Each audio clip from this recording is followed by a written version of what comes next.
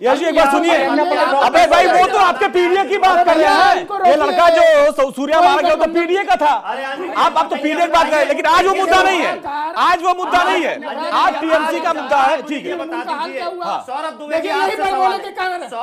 आपसे सवाल है, सूरत में कोचिंग संस्थान में आग लग जाती है, नरेंद्र मोदी सूरत में थे, कोई सीढ़ी नहीं मिल पाई, फायर ब्रिगेड नहीं पहुंच पाई थी, दिल्ली में किस लोगों की हत्या हो गई है, जो होटल के अंदर आग लगी वो हत्या किसने करी है, उस पर बात नहीं करेंगे।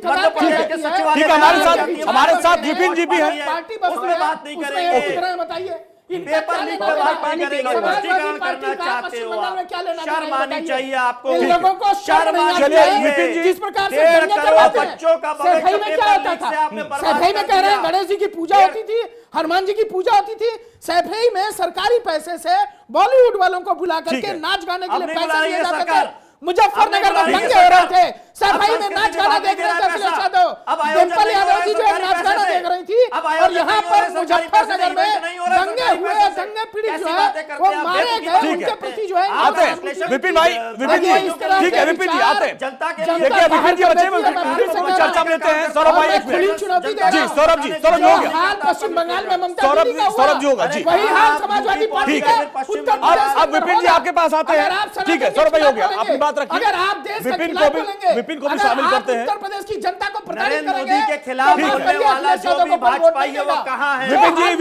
एक मिनट, विपिन जी के पास चलते हैं, विपिन जी के पास चलते हैं, विपिन जी एक मिनट, सौरभ अभी विपिन जी का पक्ष लेते हैं। ठीक है विपिन जी, जिस तरीके से हमने जिस तरीके से अभी तक पूरा इतिहास देखा पश्चिम बंगाल का, जब कांग्रेस गई तो लगभग वो खत्म हो गई, लेफ्ट आ गई, लेफ्ट जब सत्ता से गई तो वो लगभग खत्म हो गई, टीएमसी आ गई। अब हम देख रहे हैं टीएमसी अभी 1 महीने भी नहीं हुआ सत्ता से गए, लगभग वही कहानी जो पुराना इतिहास है वो यहां दोहराया जा रहा है।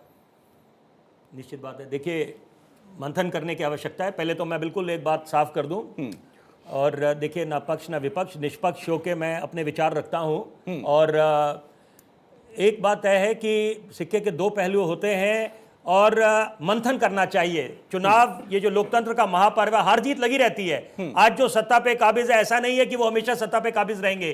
तो यहां पर समझदार उसको कहते हैं जो अपनी गलतियों से सीख ले और जानने की चेष्टा करे कि अगर जनता ने जनार्दन जिनको बोलते हैं उन्होंने अगर नकारा है तो उसके पीछे कारण क्या है, ताकि आप वो कमी पेशी दूर कर आप लोग दोबारा सत्ता पे काबिज हो, लोगों के दिलों में जगह बनाए। तो आप अगर महाराष्ट्र की बात करते हैं, शिवसेना की बात करते हैं, बात गले उतरेगी कि हाँ वहां पर भाजपा पे आप बात बोल सकते हैं कि ये शिवसेना के टूटने में या जो 2 गुट बन गए, लेकिन टीएमसी की अगर बात करें ये किसी के गले उतरेगी नहीं, उसके पीछे कारण है। इसलिए मैंने बोला मंथन करना चाहिए, introspection is the need of the our.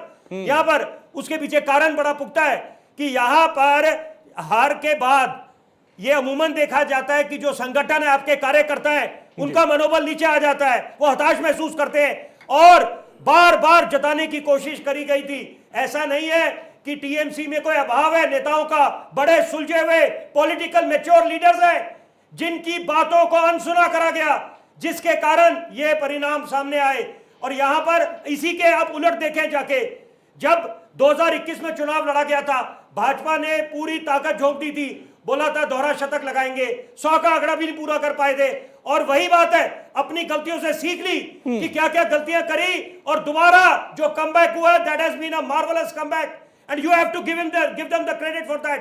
तो यही बात है, अगर टीएमसी की बात करें, उनके जो सुलझे हुए नेता है जिन्होंने जीवन खपाया अपना राजनीति में, वो उनको आप नजरअंदाज करके अभिषेक बैनर्जी को आगे लेके आ रहे हैं, तो ये किसको स्वीकार होगा? और ये खामियां रही है टीएमसी की, तो उसके बाद ये स्वाभाविक था, it was on the expected lines कि चुनावों के जब परिणाम आएंगे, आप you are not understanding the writing on the wall, it was quite evident, quite crystal clear कि यहां पर आपको जताया जा रहा था कि आप मंथन करें, समय रहते आप अगर संज्ञान लेते तो चुनावों के परिणाम कुछ और आते।